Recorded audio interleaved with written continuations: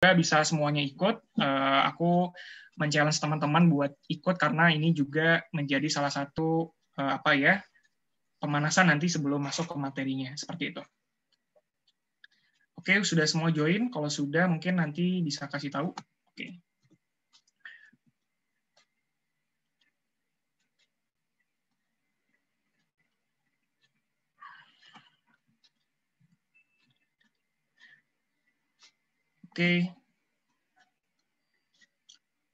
Oke, mungkin bisa tolong admin ya, nanti salah satunya bisa share screen.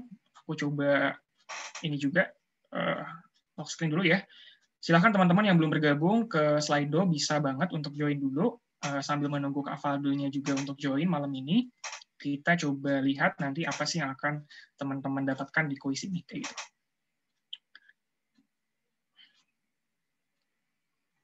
Oke, silahkan event code-nya Insight 3, bisa join di HP, bisa join di laptop ya. Nanti pertanyaan mudah, nggak usah nyontek ya teman-teman.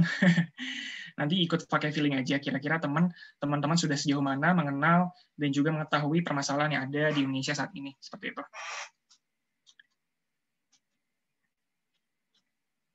Oke, bisa kita mulai ya teman-teman. Untuk sesi kuis yang pertama, silahkan kita lihat pertanyaan pertama. Oke, silahkan. Berapa banyak sih penduduk Indonesia yang sudah memiliki akses internet? Silahkan teman-teman jawab. Ada 3 pilihan, A, B, C. Kira-kira berapa yang menurut kalian paling benar? Oke, iya. 82%. Oke, 70% sekarang. Oke, masih ada waktu ya, sampai 20 detik. Oke, cukup ya. Kita tutup pollingnya. Oke, bisa dilihat admin untuk pertanyaannya.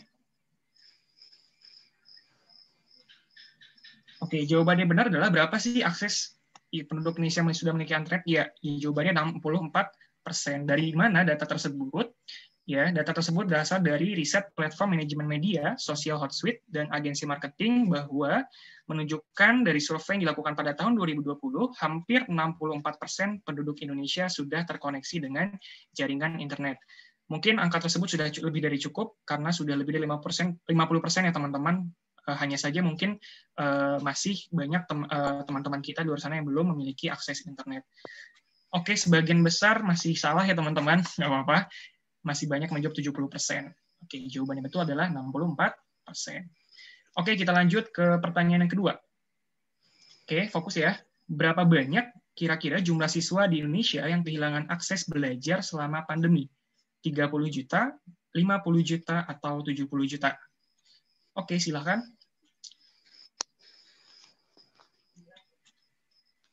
Iya, kita tunggu sampai 20 detik ya. 6. Yang belum milih silakan. Oke, close ya. Kita tutup pollingnya. Oke, rata-rata teman-teman memilih angka 50 juta. Oke, kita cek. Menurut survei, hasilnya adalah 70 juta. Dari mana hasil tersebut? Jadi menurut riset dari ICEA Seasoft Isaac Institute pada tahun 2020, tanggal 21 Agustus, ternyata hampir sebanyak 69 juta siswa terancam kehilangan akses pendidikan dan pelajaran saat pandemi. Jadi cukup lumayan banyak teman-teman yang kehilangan akses belajar, hampir 70 juta untuk isu pendidikan yang saat ini ada di Indonesia. Oke, sekali lagi rata-rata hampir menjawabnya betul, cuman mayoritas masih menjawab belum tepat ya teman-teman.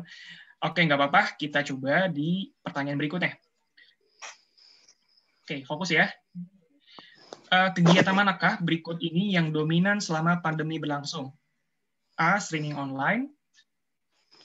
B. Video call dan konferensi video. C. Akses media sosial. Silahkan. 10 detik ya.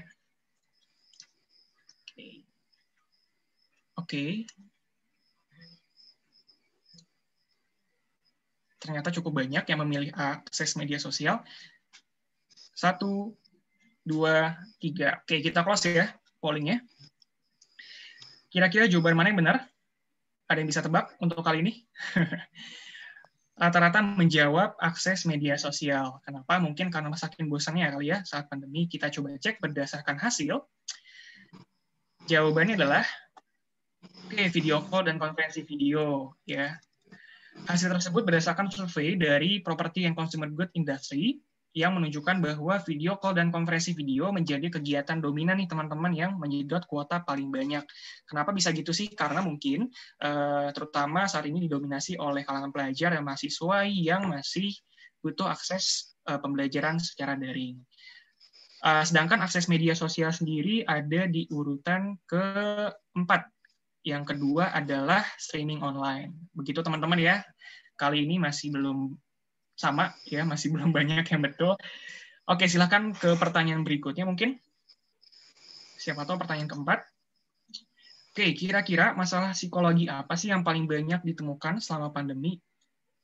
Nah, ini isu mengenai kesehatan mental ya, teman-teman. Oke, ada yang menjawab depresi, cemas, atau trauma. Silakan, aku kasih waktu 10 detik. Oke, sudah yakin? Oke, kita close ya. Sudah. Jawabannya adalah yang paling banyak ternyata adalah jeng-jeng lah, tidak ada yang memilih trauma ya. Oke, kenapa memilih depresi sama cemas? Teman-teman sudah merasakan kah? Oke, jadi hasil tersebut berasal dari survei juga yang dikolek oleh Perhimpunan Dokter Spesialis Kedokteran Jiwa Indonesia yang menemukan bahwa ada 3 masalah sebenarnya, yaitu depresi, cemas, dan trauma. Hanya saja untuk trauma psikologis menempati urutan pertama sebanyak 75%, kemudian kedua itu adalah kondisi cemas, dan yang terakhir adalah depresi. Oke, kita masih ada pertanyaan lagi. Ada satu lagi ya, admin ya. Oke, yang kelima, kira-kira berapa sih persentase jumlah pekerja Indonesia yang mengalami PHK di tahun 2020? 41%, 28%, atau 35%?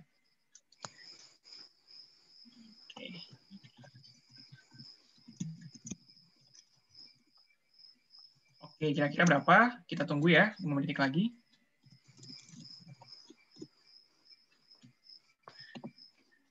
Oke, terbanyak adalah 41%. Kita close dalam 1, 2, 3. Oke.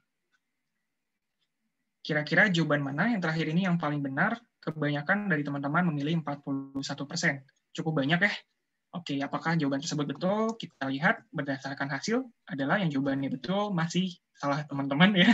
Kebanyakan masih memilih 41%, ternyata yang betul adalah 35%. Jadi, menurut survei dari Jobstreet ya menunjukkan bahwa jumlah pekerja terdampak pandemi yang di PHK atau kehilangan pekerjaannya mencapai 35%. Ya, sedangkan sisanya yaitu 19% adalah dirumahkan. Gitu teman-teman. Jadi tidak apa-apa yang masih belum tepat, ini jadi satu pengetahuan buat kita semua ya sebelum memulai materi pada hari ini. Kita tidak ambil pemenang ya teman-teman, cukup untuk pre-quiz saja. Oke. Oke, kita coba cek kira-kira Kak Faldo sudah masuk atau belum.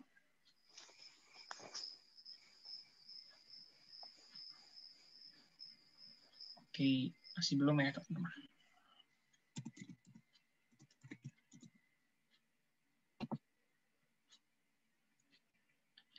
Oke, sambil menunggu Kak Fardo belum masuk,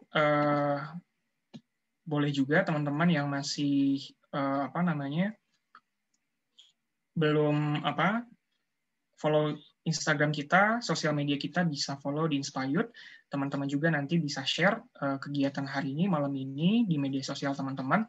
Juga bisa add Instagram kita inspired.id untuk memeriahkan acara malam ini. Oke, kita sambil menunggu juga Kak Faldo yang masih proses ya.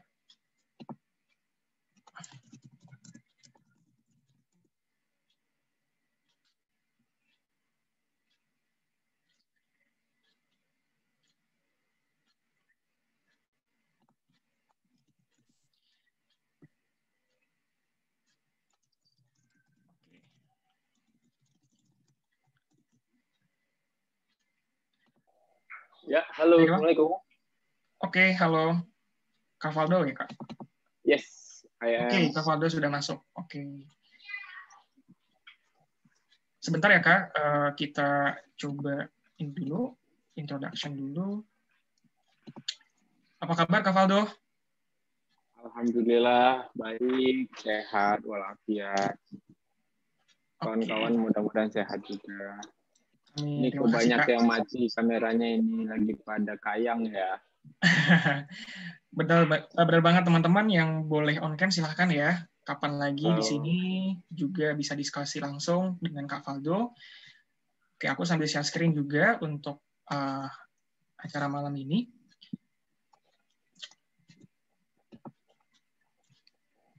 Oke, baik teman-teman. Untuk memulai acara malam ini, aku akan bacakan dulu ketentuan webinar dari Inspired ya.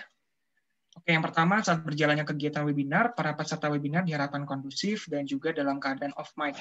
Teman-teman juga boleh menyalakan kameranya selama kegiatan berlangsung. Kemudian peserta webinar dapat mengabadikan kegiatan webinarnya melalui Instastory, dan juga jangan lupa tag akun kita di Instagram @inspired.id. Kemudian nanti saat sesi Q&A akan ada mekanismenya, teman-teman yang ingin bertanya silahkan raise hand untuk bertanya secara langsung kepada Kak Valdo.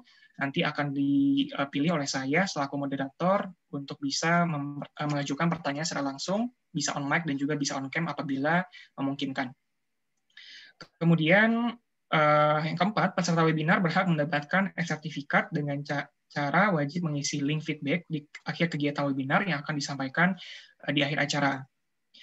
Oke, baiklah kalau begitu. Kemudian sebelum mulai, saya akan membacakan CV dari Kak Valdo. Ya, sudah hadir di tengah-tengah kita, Kak Valdo Maldini.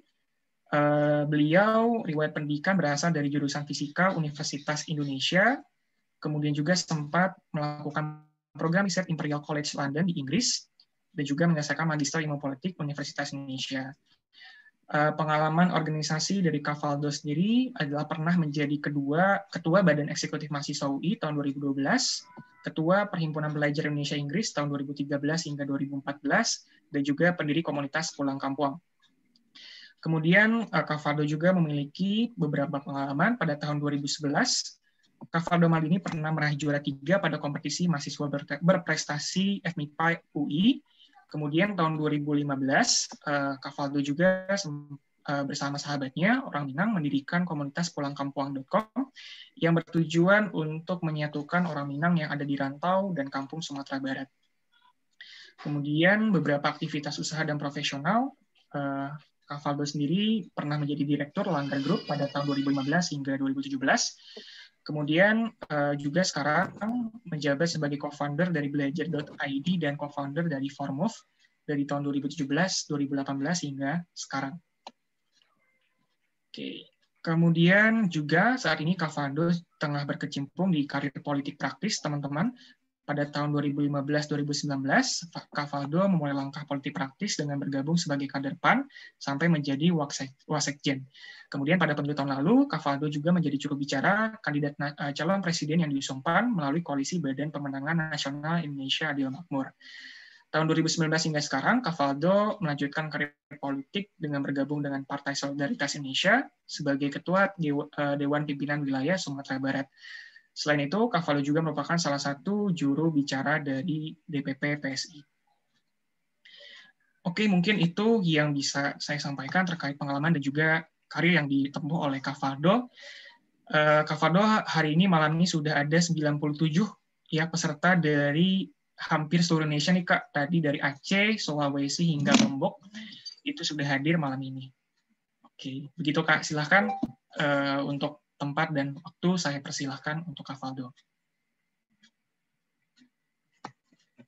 kalau bisa sih semuanya on cam ya, biar fair. Kalau nggak, saya matiin juga nih cam saya nih, biar asik. Gitu. Jadi ya, kita ngelihat ada banyak hal sih yang bisa kita diskusiin, tapi mudah-mudahan waktu kita cukup terkait menjadi pemuda kritis ya sebenarnya.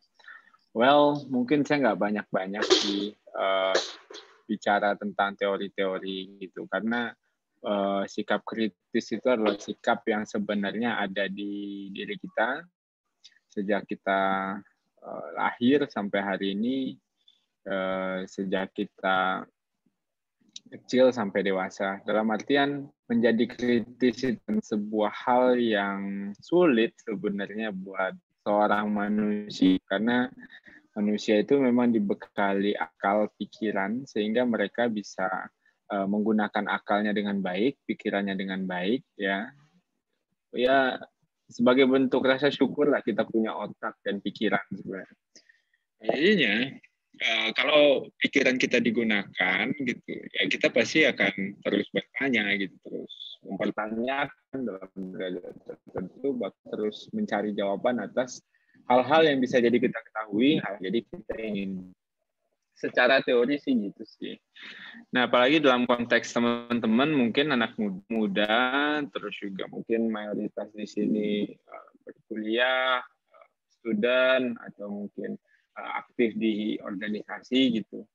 Nah, kita tuh kan sebenarnya orang-orang yang beruntung aja bisa menikmati fasilitas-fasilitas kayak gini gitu loh. Maksudnya fasilitas kayak gini, bentar, saya harus change internet saya dulu.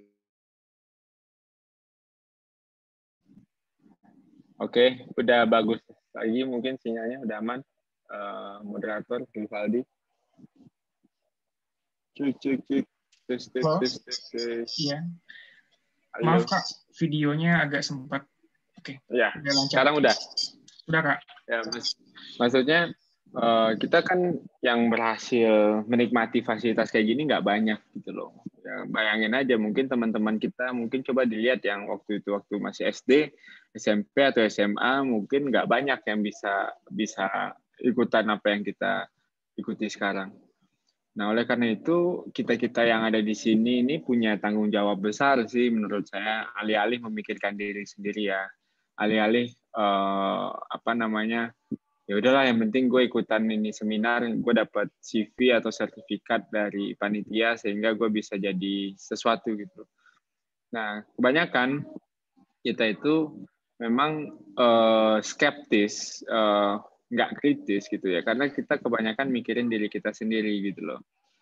Ya udahlah, yang penting gua aja dulu, orang nanti ada yang mikirin gitu loh. Nah, itu sih yang menurut saya menjadi problem kenapa kita agak membatasi diri kita biar kita tidak berpikir kritis gitu loh. Karena kita lebih gede nih keakuannya, kegueannya dibandingkan mikirin orang.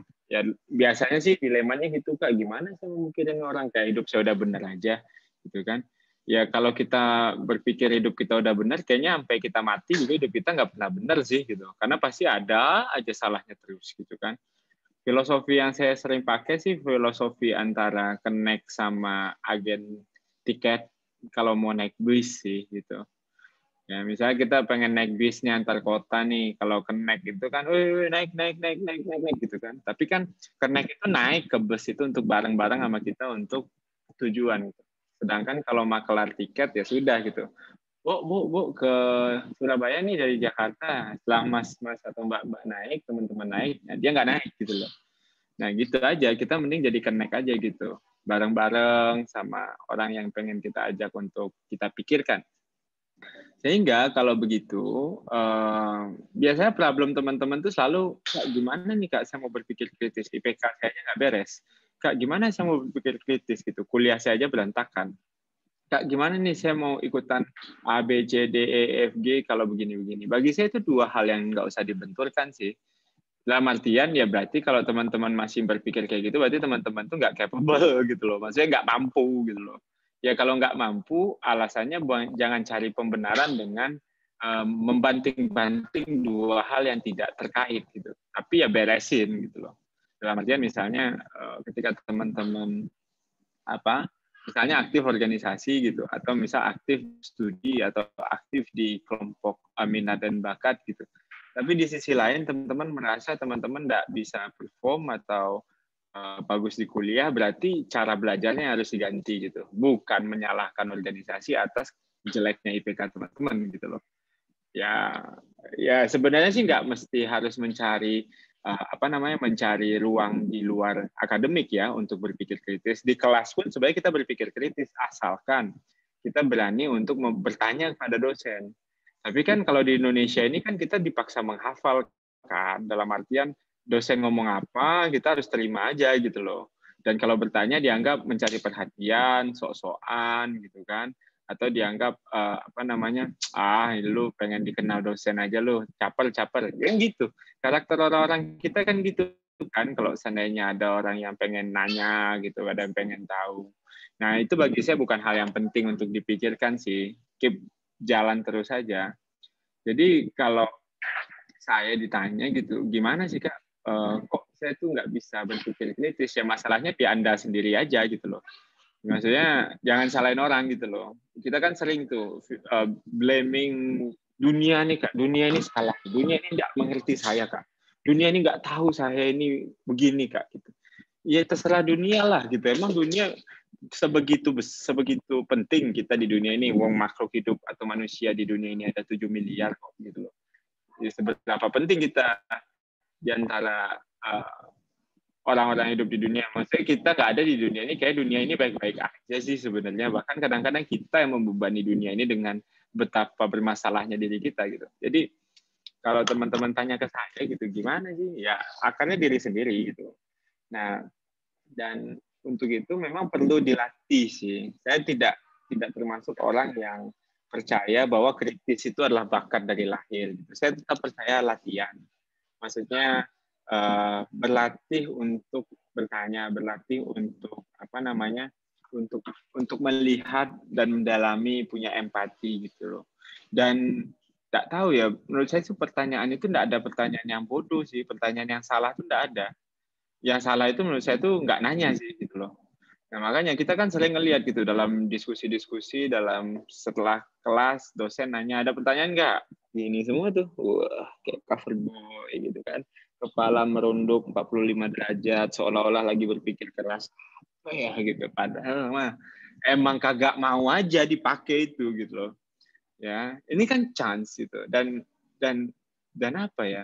Saya kebetulan pernah dapat pendidikan di luar.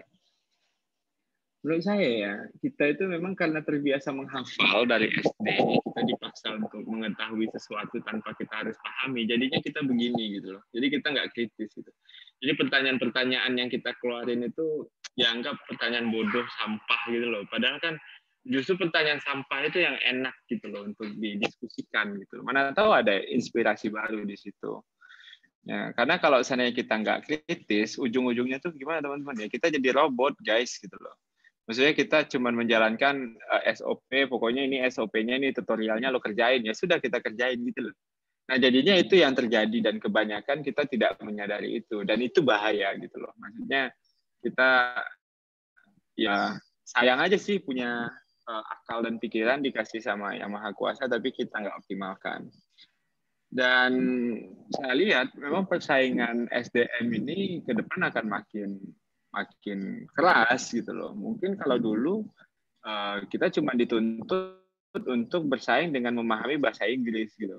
Tapi kalau sekarang mungkin bahasa Inggris doang nggak cukup nih. Mungkin perlu bahasa Mandarin atau mungkin perlu bahasa Arab atau mungkin perlu bahasa Korea. Mungkin seandainya di sini ada pecinta drama Korea gitu loh. Jadi dalam artian makin ke sini itu makin dunia itu makin borderless. Kita nggak mungkin teman-teman misalnya nggak akan saingan sama anak-anak UGM, ITB, UI lagi gitu. Tapi teman-teman akan saingan sama anak-anak dari Nanyang Technological University, Nanyang University of National University of Singapore, atau University di Thailand atau di Vietnam gitu. Jadi saingan kita tuh udah global atau bahkan dalam derajat tertentu beberapa ekspat dari luar negeri itu balik ke sini itu menghilangkan kesempatan kita gitu loh.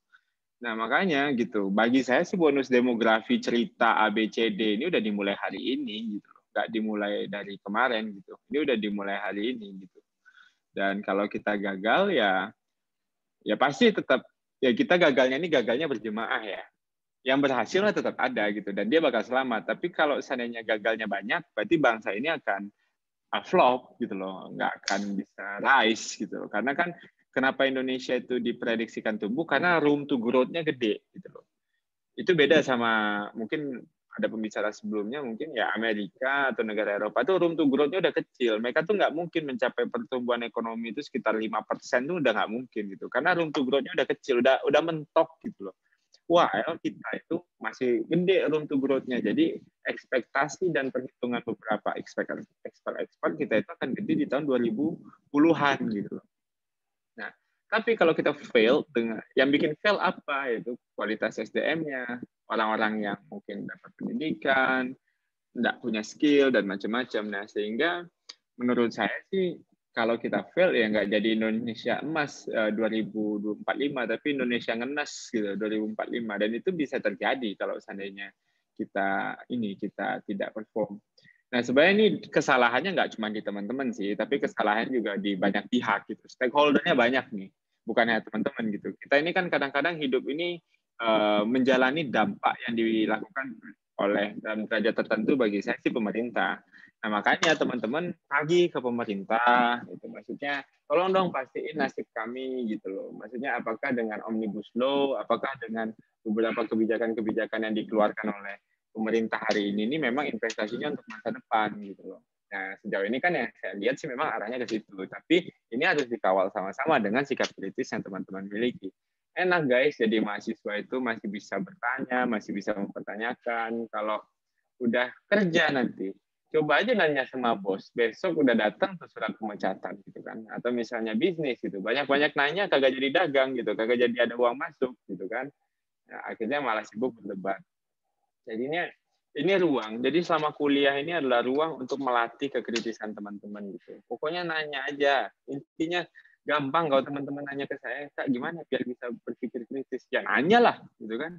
Ya nanya, oh kok gini ya, kok gitu ya. Pertanyaannya gampang banget kalimatnya. Kok gini, kok gitu. Daripada mempertanyakan keberadaan pacar masing-masing, kamu lagi di mana, sama siapa, dan dengan di mana, lalalala. Mending nanya terkait kehidupan kita ini gitu loh. Ya, kalau sama pacar aja kritis gitu. Tapi sama diri sendiri dan sama kejadian yang ada di hidup ini nggak kritis. Nah, itu yang paling penting gitu loh. Dan jangan takut untuk bertanya, jangan takut untuk berbeda gitu. Karena itulah yang membedakan kita dengan makhluk hidup lainnya yang punya akal dan pikiran, saya kira ya. Itulah blessing-nya jadi manusia. Jadi berpikir kritis itu sebenarnya bagian dari menghormati dan respect kepada kepada kehadiran kita, kepada entitas kita sebagai manusia yang diberikan akal dan pikiran oleh Yang Maha Kuasa. Paling kira-kira begitu kali ya sebagai pengantar dari saya. Mungkin lebih banyak tanya jawab, Mas Yogi juga nggak apa-apa gitu loh. Karena saya kira sih ya sekalian aja kita latihan nanya-nanya dan jawab-jawab gitu loh. Maksudnya saya pun juga bukan berarti orang yang paling jago menjawab. Kalau nggak bisa saya jawab, ya mungkin ada yang bisa menjawab semua pertanyaan kita, namanya Google. Itu aja, terima kasih. Mohon maaf kalau ada yang tidak pas dan tidak pada tempatnya. Assalamualaikum warahmatullahi wabarakatuh. Oke, waalaikumsalam warahmatullahi wabarakatuh. Terima kasih Kak Valdo yang sudah mencerahkan kita mengenai gambaran diri untuk menjadi seorang pribadi yang kritis begitu ya Kak. Mungkin sedikit pertanyaan dari aku sendiri nih Kak. Saat ini kita lagi di kondisi yang memang krisis ya, entah itu pandemi juga kehidupan isu ekonomi dan lain-lain. Sebenarnya apakah dengan hal tersebut kondisi ini memaksa kita untuk berpikir kritis atau sebenarnya menjadi peluang bagi kita untuk bisa melatih gitu pola pikir kritis? Kalau menurut saya sih yang bisa jawab sih teman-teman masing-masing. Dalam artian kalau teman-teman nggak ngapa-ngapain ya krisis terus gitu. Tapi kalau teman-teman ngapa-ngapain ya ini bisa jadi peluang. Problemnya kita tahu ini secara teori ini bisa jadi peluang, tapi kan kita nggak pernah ngerjain. Gitu kan? Ya udahlah kita duduk-duduk aja lah, nunggu aja nih nanti yang udah tahu ada kartu prakerja lewat, ada BLT lewat gitu kan. Nah, akhirnya begitu. Jadi ya peluang itu ya orang selalu banyak berteori itu para motivator. Sorry ya, saya ini bukan motivator, jadinya saya nggak akan ngomong nyemangatin ya. Dalam artian gini gitu loh. Berharap ada peluang, tapi kagak ngapa-ngapain. Orang yang ngapa-ngapain aja belum tentu dapat peluang, apalagi yang kagak ngapa-ngapain, kan gitu. Ya. Jadinya ya susah gitu loh. Secara teorinya begitu. Jadi dengan pandemi seperti sekarang, menurut saya memang selalu ada peluang pasti gitu. Nah, tapi kondisinya berat sih. Feeling kita sih tahun depan masih berat. Gitu. Bahkan Singapura yang negara yang cukup maju saja, mereka masih memprediksikan secara konvensional mereka baru tumbuh di 2023 gitu. Proses vaksinasi itu lama gitu, nah itu butuh tenaga. Tapi ya kita harus tetap optimis gitu kan. Maksudnya kita harus tetap optimis, tapi ya kita harus apa ya? Kadang saya mikirnya gitu sih Mas, capek-capek kita nyalain orang, nyalain pemerintah gitu. Tapi kita kagak ngapa-ngapain. Enak betul kita jadi manusia gitu loh. Ya, jadinya ya itu yang menjadi challenge untuk kita. Jadi ini yang perlu kita jawab sama-sama ya. Yang perlu kita jawab sama-sama, mudah-mudahan jadi catatan gitu. Kalau saya sih gitu Mas, pandemi ini gitu sih. Oke, setuju sih Kak, betul dengan pernyataan dari Kak Valdo tadi. Nah, mungkin aku akan selanjutnya memaparkan nih Kak dari teman-teman yang udah himpun pertanyaan, udah ngumpulin pertanyaan kemarin. Aku langsung gabungin aja kali ya Kak Valdo untuk pertanyaannya. Boleh. Oke, ini ada pertanyaan dari Naili Virus dari Kudus. Halo Kak Valdo, izin bertanya. Untuk bisa menjadi orang kritis, apakah ada tipsnya Kak selain kita harus banyak membaca? Dan juga bagaimana tips agar kita tidak hanya mengkritik saja, tapi juga bisa memberi solusi untuk sesuatu yang kita kritik. Kemudian pertanyaan kedua dari Bunga Fitriati dari Sidoarjo. Kak, bagaimana cara kita bersikap objektif untuk sebuah isu yang menyapa? Kemudian yang ketiga, dari Laila Fatur Rohmah dari Bekasi, bagaimana caranya agar kita menjadi orang yang produktif serta memiliki banyak ide pada saat kondisi krisis ekonomi? Mungkin itu dulu, Kak, 3 pertanyaan yang dari teman-teman kumpulkan kemarin. Silakan. Ya. Pertama mungkin gini ya, untuk menjadi kritis ya membaca ya pasti sebuah keharusan ya, tapi kalau baca doang kagak dipikirin ya jadi pengetahuan aja saya kira ya. Dan ya tips tidak bisa mengkritik. Kalau solusi sih saya kira sih domainnya lebih besar sih. Membaca penting, itu jawaban pertama ya. Membaca penting dan kalau bisa konsisten lah membaca gitu apapun. Kalau saya sekarang bahkan lebih banyak belajar dari video sih, jadi lebih gampang ya membaca video gitu loh. Karena kan di video kan banyak orang visualisasi apa yang dia baca gitu, jadi lebih enak kayak ngobrol. Nah tapi kalau solusi sih saya termasuk orang yang berpikir mungkin kalau kita punya power kita bisa kerjain, tapi kalau kita nggak punya power mungkin kita bisa kerjain tapi small scale gitu, skalanya kecil gitu. Ya bisa jadi skala besar kalau jadi bisnis atau jadi kebijakan yang didukung pemerintah gitu. Tapi kalau tidak, itu jadi small scale. Apakah itu buruk? Enggak juga gitu loh. Yang penting kan ini bisa jadi model dan bisa diduplikasi dan jadi inspirasi oleh orang lain. Gitu. Nah jadinya inspirasi itu gini loh. Kalau saya memandang, gimana sih Kak menjadi orang yang menginspirasi gitu? Bagi saya sih yang paling gampang ya untuk menjadi asosiasi saya sebagai orang yang menginspirasi itu ya udah kayak nabi gitu loh. Apapun yang dia kerjain itu ditiru orang gitu loh. Nah itu tuh yang menginspirasi. Ini kan inspirit nih gitu. Ya udah jadi manusia yang karakternya kayak nabi, tapi jangan ngaku nabi nanti jadi nabi palsu gitu loh. Nah jadinya dalam derajat tertentu ya kayak Rasul tuh apapun yang dikerjain ditiru kan. Itu gitu, tapi jangan ngomongin itu ke publik gitu loh. Maksudnya gue pengen jadi kayak nabi nih, menginspirasi, nggak kayak gitu bahasanya gitu loh. Tapi bahasanya adalah saya pengen apa yang saya lakukan itu bisa menggerakkan orang lain. Rasul itu kan gitu, nabi kan gitu ya. Dia melakukan sesuatu dan orang tergerak untuk melakukan hal yang sama setelah beratus-ratus tahun gitu.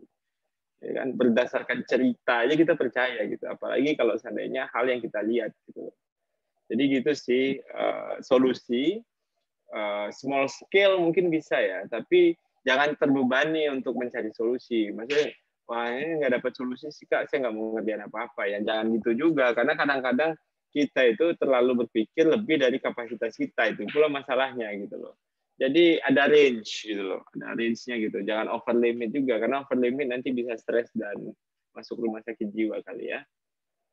Yang pertama. Yang kedua, bagaimana kita bersikap objektif untuk sebuah isu yang menyapa. Lihat dari dua belah pihak, lihat pro dan kontranya, dan mungkin salah satu yang menjadi pegangan kitanya juga punya basis posisi gitu. Objektif, subjektif itu kan tentang posisi, standing position lah ya bahasa universalnya. Kita itu pengen berdiri di titik mana gitu loh. Nah, kebanyakan gitu kita itu selalu bilang kalau gue nih objektif loh, objektif nih gue ngeliat nih gitu. Ya. Saya sih kadang-kadang nggak percaya orang yang ngaku objektif itu adalah objektif gitu loh. Justru ketika dia ngaku objektif itu dia jadi subjektif gitu loh. Tolong dong dengerin pendapat gue yang objektif ini, ya itu udah subjektif kan. Gitu.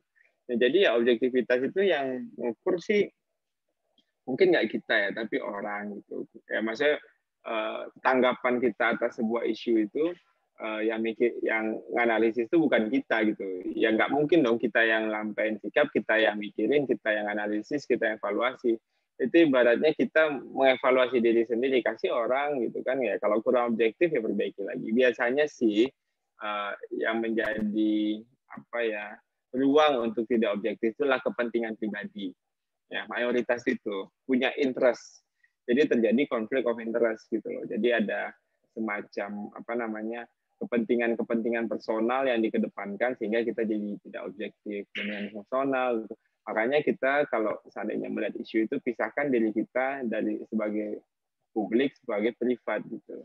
Misal saya dulu waktu jadi ketua Badan Eksekutif Mahasiswa, saya setuju BBM itu dicabut subsidinya sehingga harganya naik. Karena bagi saya subsidi itu apa namanya memberatkan kas negara. Tapi sebagai aktivis mahasiswa nggak mungkin saya bilang dukung BBM dinaikin gitu. Karena tidak bisa memperjuangkan rakyat lagi gitu loh. Nah, jadi saya berusaha melepaskan apa namanya kevaldoannya gitu loh.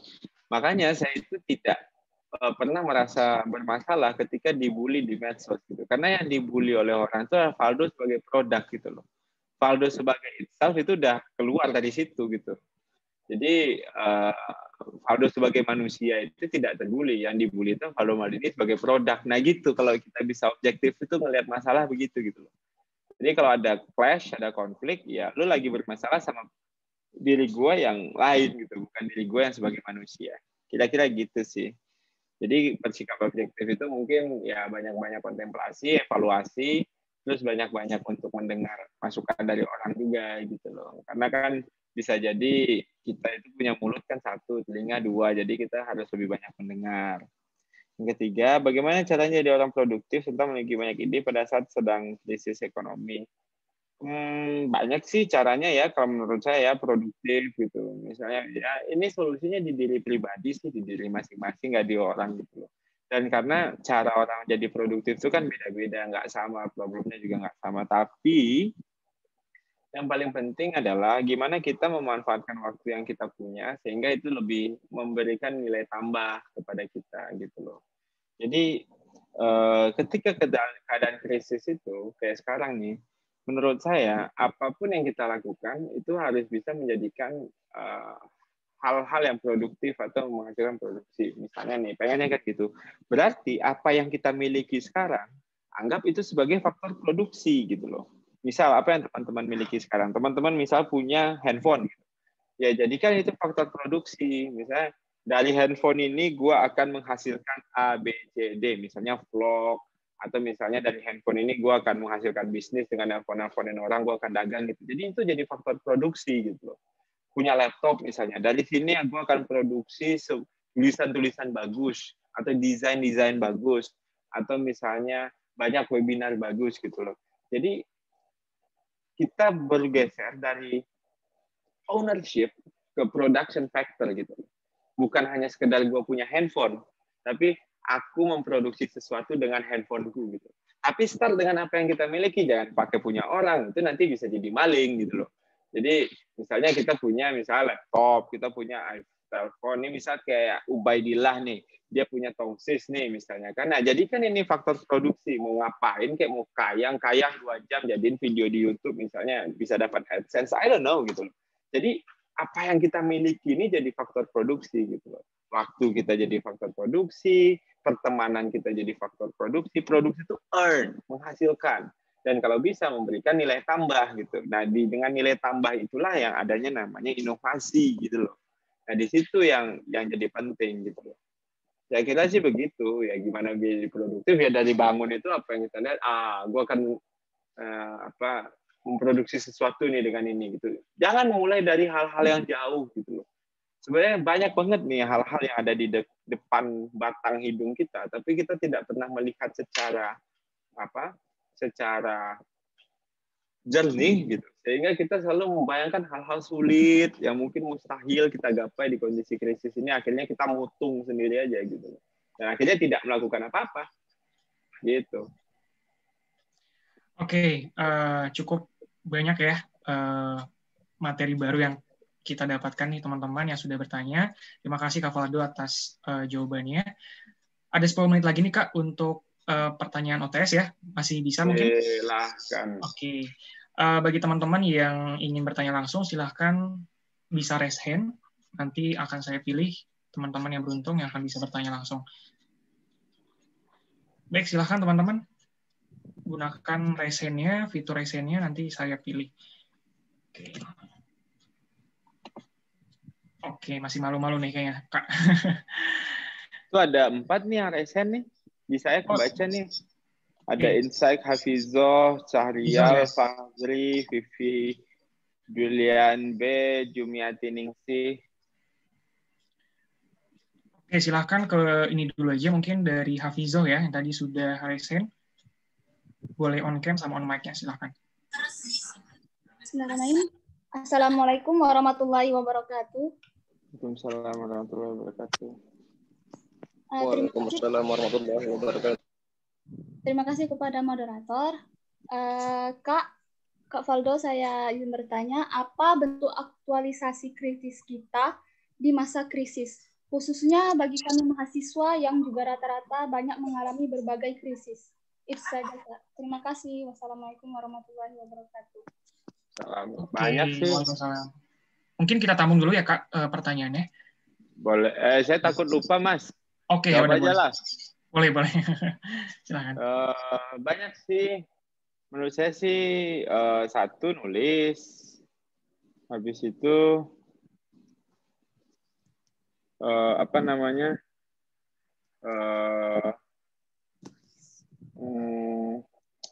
ini ada chat penting. Oke, nggak jadi. Satu nulis, yang kedua mungkin ya webinar ini nih bisa menambah kekritisan kan. Tapi ya ini ada hasilnya, bisa di sini dipraktekin gitu loh. Kita itu kan sering semangat ketika kita lagi on cam. Lagi nggak on cam, balik lagi ke kemalasan yang kita miliki gitu loh. Atau mungkin sekedar untuk meramaikan grup WA, banyak sih maksud saya. Kritis tuh nggak ribet-ribet gitu loh, nggak harus masuk tulisan di koran Tempo atau di Kompas gitu loh, ya baru dibilang kritis, nggak gitu juga gitu loh. Tapi yang penting kita melakukan sesuatu yang saya kira mungkin ada kelihatan produknya, ya bentuknya bisa tulisan, bisa vlog, bisa tweet bahkan, atau bisa IG story, atau bisa WA story, yang penting ada pikiran kita di situ. Menurut gue ya, pandemi ini tidak sehat untuk kesehatan mental gue. Gue nggak keluar rumah, sehingga rambut gue rontok misalnya. Ya, dibahasnya itu rambut rontok ketika tidak keluar rumah gitu kan. Itu kan bisa jadi gitu. Aduh ini gue nggak pakai apa nih. Macam-macam lah untuk perempuan, kayak tergantung hobi dan minat teman-teman. Bisa dunia perempuan, dunia bisnis, dunia kemuslimahan, kelaki-lakian, kepriaan, apapun itu. Jadinya ya itu bisa dilakukan. Gitu. Jadi ekspresi pikiran. Dan itu nggak ribet-ribet. Nggak mesti jadi lagu, nggak mesti jadi vlog gitu. Jadi WA story aja. Itu tingkatan terendah bikin story ya. Sejak Twitter ini punya story, IG punya story. Ya. Jadi gitu loh. Kira-kira gitu, Hafizoh. Mudah-mudahan menjawab ya. Pokoknya bikin sesuatu aja. Oke, terima kasih Kak Valdo dan juga Hafiza. Berapa lagi Kak mungkin yang akan diambil? Semua aja cukup lah ini. Oke, semua ya. Mungkin dari yang kedua Vivi ya, yang sudah on tadi. Silakan Vivi. Vivid ya, oke. Sorry.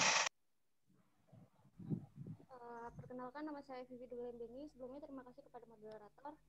Untuk Kak Valdo nih Kak, kalau mahasiswa kan memang biasanya harus kritis, dan perbedaan pendapat di kalangan mahasiswa itu dianggap hal yang biasa. Pertanyaannya, bagaimanakah kita bersifat kritis dan menghadapi perbedaan pendapat di antara kita dan orang tua kita? Terima kasih. Assalamualaikum warahmatullahi wabarakatuh. Wah, sama orang tua sih saya biasanya ngikut ya. Kalau saya ini. Tapi cara ngebujuknya sih yang paling jadi penting. Saya dibujuknya sambil makan malam bareng. Dibujuknya mungkin di jalan berangkat sholat. Gitu. Dibujuknya mungkin dikasih jilbab. Ya, kalau kita beda nih, dibujuknya itu jangan malah pakai kekerasan gitu. Oh, mama aku nggak mau tahu, pokoknya aku mau begini, ya udahlah bubar jalan itu. Kalah lah sudah kita. Ya. Tapi kalau seandainya obrolannya dari hati ke hati sih, saya kira orang tua tahu sih apa yang kita pengen. Maksudnya, saya termasuk orang yang juga mungkin jalan hidup saya tidak sesuai dengan ekspektasi orang tua saya gitu. Orang tua saya mungkin tidak ingin saya berpolitik secepat ini.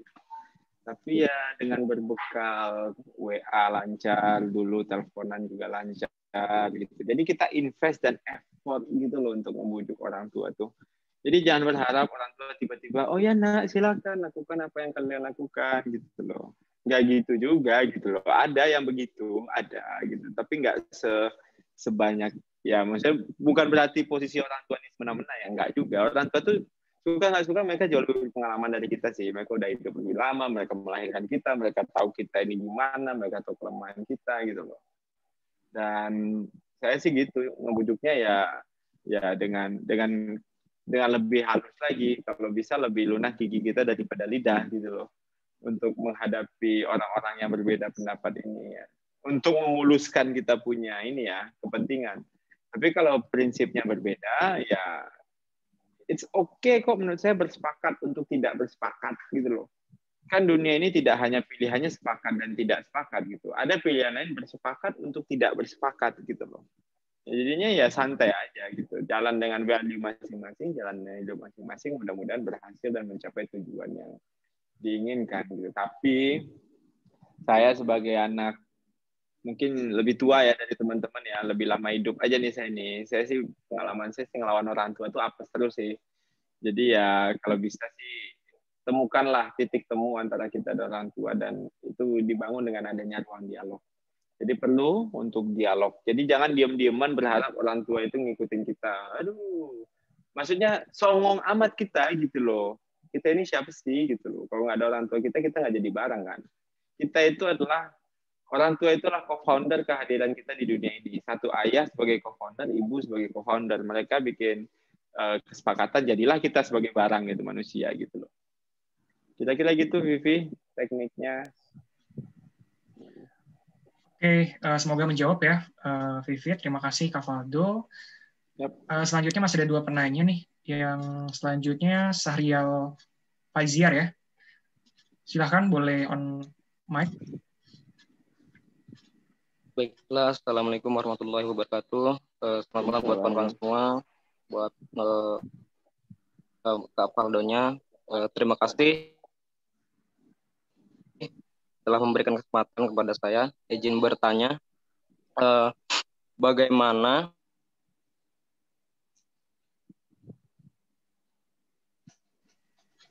peran kita sebagai peran aktif, khususnya mahasiswa, dalam menyikapi situasi kondisi yang melanda negeri ini gitu. Ya, berbagai banyak media-media yang membuat kita bingung dan pusing gitu. Bagaimana menyikapinya? Kalau bingung sih pegangan ya, bro. Kalau bingung pegangan, kalau pusing wudhu gitu, sholat mungkin. Kalau kesel mungkin sujud gitu loh ya. Jadi ya tenang. Yang pusing tidak Anda sendiri, saya pun juga pusing. Ya, presiden juga pusing. Ya, kita ini lagi carry berjemaah kok ini gitu loh. Jadi ya dibawa happy gitu, dibawa. Saya juga stres sih ngelihat kondisi kayak sekarang, dan aduh, tahun depan itu berat banget sih. Tahun depan jauh lebih berat sih. Jadi ya, sebagai mahasiswa tetap jalani peran dengan keterbatasan ya, keterbatasan tidak adanya interaksi, tidak bisa bikin kajian, mungkin demonstrasi juga susah gitu kan, bikin dialog publik juga susah, bikin diskusi-diskusi juga susah. Ya tapi kan kita udah ketemu nih modelnya misalnya dengan apa Zoom, online dan macam-macam.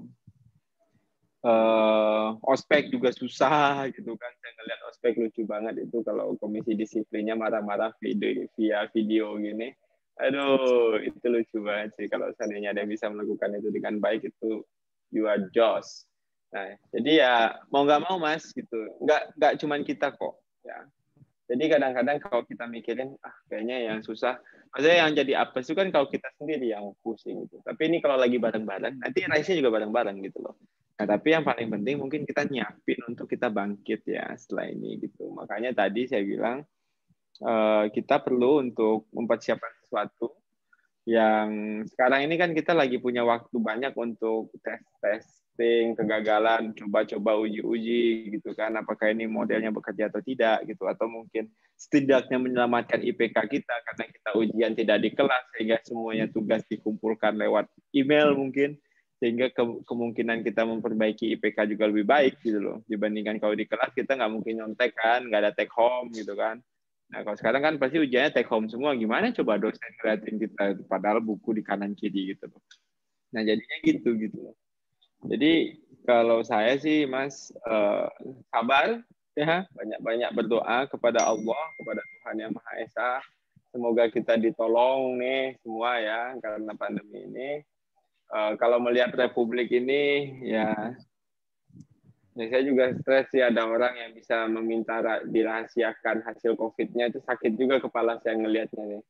Jadi undetectable satu orang misalnya kayak kejadian yang terbaru ini. Memang sih agak sakit-sakit juga kepala saya melihat kondisi-kondisi yang terjadi gitu. Pokoknya apa ya, cema-cema ini ulah-ulah orang-orang yang mengisi media massa kita ini bikin saya geleng-geleng gitu loh. Maksudnya pertamanya Presiden Amerika itu declare gitu loh, dia kena COVID gitu kan. Apalagi kalau kata istri saya tuh, istri saya kebetulan dokter, dia bilang super spreader, apa? Beb, istilahnya super spreading ya. Super spreader, karena dia mengumpulkan banyak orang gitu loh. Sakit kepala gue ngelihatnya gitu. Ada orang yang bisa bilang, jangan dibuka hasil COVID gua gitu loh. Wah gila deh, top Joss gitu. Jadi ya kita doakan ya Allah semoga hatinya terbuka gitu kan. Ya gitu-gitu loh Mas. Jadi kadang-kadang media kita ini juga bikin kita sakit jiwa juga. Tapi itu yang dikonsumsi netizen gitu loh. Dibandingkan datang ke webinar beginian gitu. Ngomongin yang benar gitu kan. Nah jadinya gitu Mas Sahrial. Banyak-banyak doa ya. Semoga Allah mudahkan. Satu lagi Mas Yogi. Biar Oke, baik. Semoga menjawab ya Sahrial. Selanjutnya dari Jumiati, silakan. Bisa sampaikan pertanyaannya. Baik, sebelumnya terima kasih kepada moderator. Nah, di sini Mia ingin bertanya kepada Bang Faldo. Ini lebih ke personal gitu, Bang, ke individunya. Nah, langkah efisien seperti apa yang bisa Mia lakukan dalam menerjemahkan fenomena atau permasalahan yang sedang terjadi di lingkungan terdekat kita. Misalnya Mia selaku mahasiswa itu melihat permasalahan-permasalahan yang ada di lingkungan kampus sehingga output dari Mia melakukan itu tuh bisa mempengaruhi teman-teman yang masih bersikap apatis itu bisa berpikir dan bersikap kritis gitu, Bang. Sampai, Bang.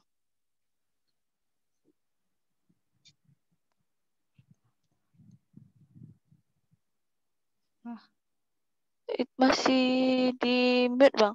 Apa tadi pertanyaan Jumiati? Ulang lagi. Gini Bang, jadi ini lebih ke personal atau ke kita individunya gini ya Bang. Nah, bagaimana langkah efisien seperti apa yang bisa melakukan gitu untuk menerjemahkan permasalahan atau fenomena yang sedang terjadi di lingkungan terdekat, misalnya di lingkungan kampus gitu, masalah-masalah yang urgent gitu yang sedang hangat gitu terjadi di lingkungan kampus sehingga bisa mengolah gitu permasalahan ini menjadi suatu output yang lebih luas lagi. Nah, jadi bisa apa namanya itu, membantu teman-teman yang masih bersikap apatis ini bisa bersikap dan berpikir secara kritis gitu, Bang. Satu kuncinya, satu jawabannya. Dan ini pasti tepat banget. Dialog. Bicara. Diskusi. Nggak akan selesai kalau dengan kita diam.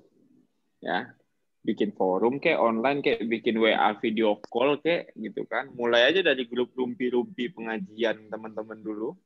Atau rumpi-rumpi pecinta kulit kayak KFC misalnya. Atau apapun hobi teman-teman lah. Girl Squad, apapun nama grup-grup teman-teman lah gitu loh. Jadinya diskusi, dialog. Ini kenapa ada lagu Hindia nih? Siapa nih yang muter nih? Kapan? Buset. Woi, muid oi. Malah nyetel lagu lu. Nah, itu dialog.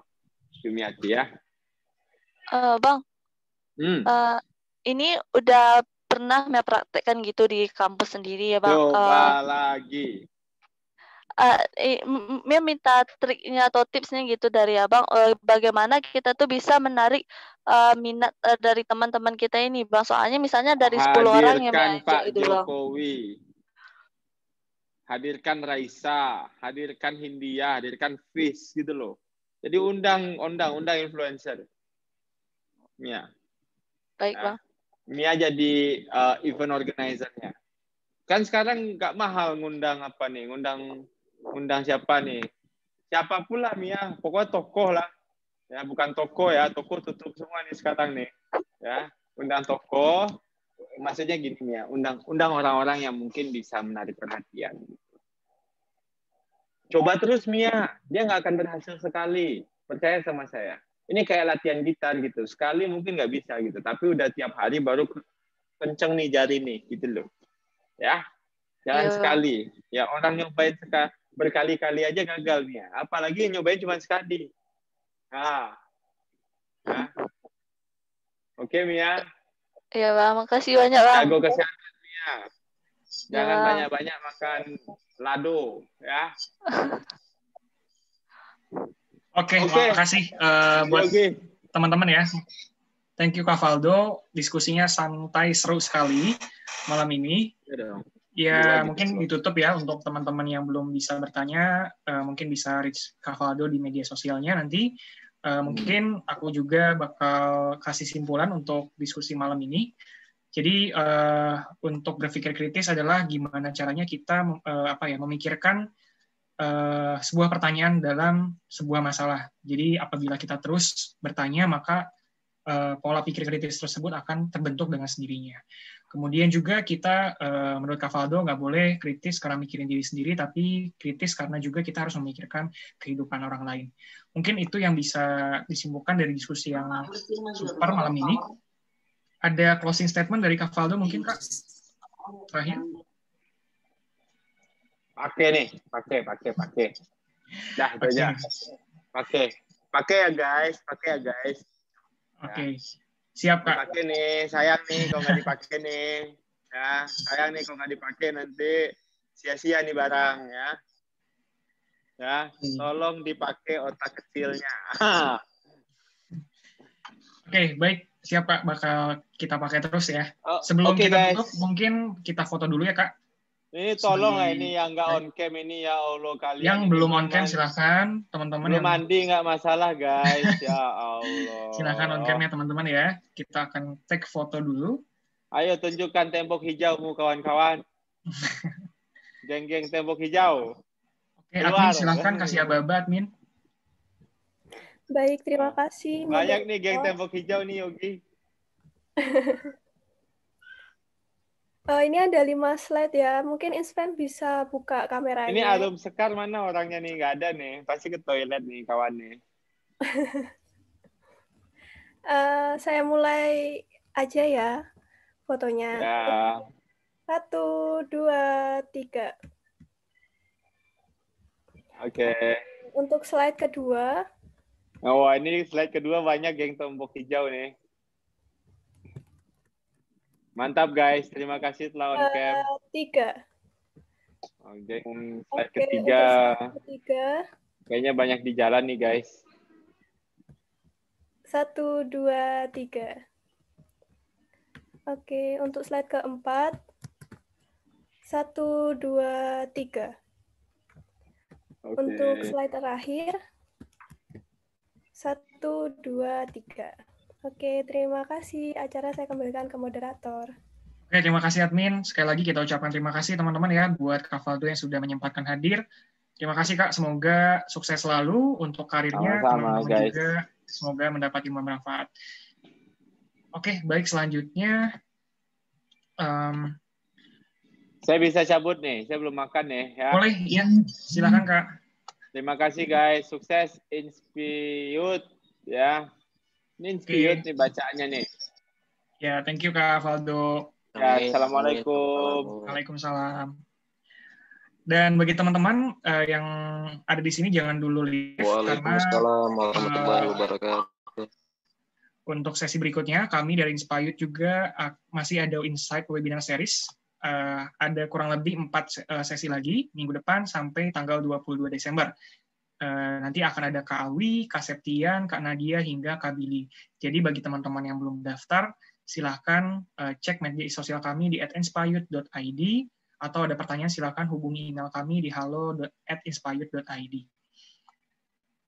Dan tak lupa kami juga, panitia mengucapkan terima kasih yang sebesar-besarnya kepada media partner dan juga sponsor, support dan juga community partner, diantaranya Alia, Widya Robotics, Widya Immersive, Widya Skiloka, kemudian media partner ada Event Mahasiswa 8, Seminar Hunter, Seminar Land, Relawan Hits, Event Kampus, Share Event, Seputar Kampus, Magang Update, Seminar Info.id, dan juga beberapa community partner, mulai dari Good News from Indonesia, Youth, Kampus Update, Beasiswa 10.000, Rumah Millennials, Raih Cita, MITI Indonesia, Ayoin, Publik, Indonesian Youth Foundation, kemudian Kita Center, juga ada Kolaborasi Kebaikan, PDM, Speak Up Now, Mimpi Indonesia, hingga Indri Relawan.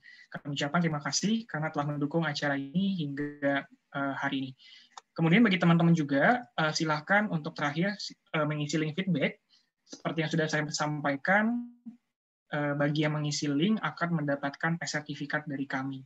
Dan mohon untuk link bisa segera langsung diisi dan tidak boleh disebarkan kepada yang lain, baik di grup maupun pribadi. Bisa diketik bit.ly/feedbackinsight3.